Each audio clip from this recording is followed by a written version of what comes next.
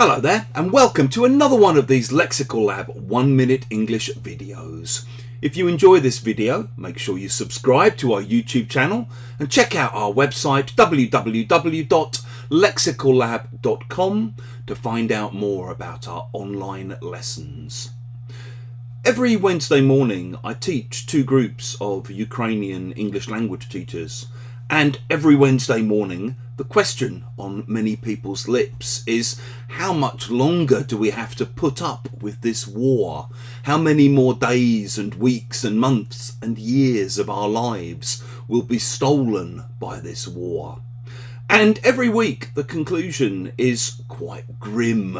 The general conclusion seems to be that as long as Russia is willing to keep throwing cannon fodder into the meat grinder, then the war is clearly going to drag on for that long.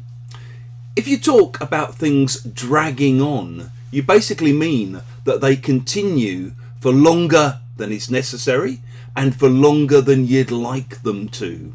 So some court cases drag on for years, some conflicts drag on for years, both between countries and of course between people. You know, there might be conflicts at work that drag on for years.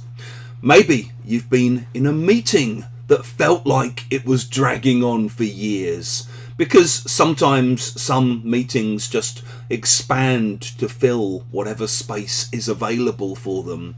They drag on for hours and hours and hours.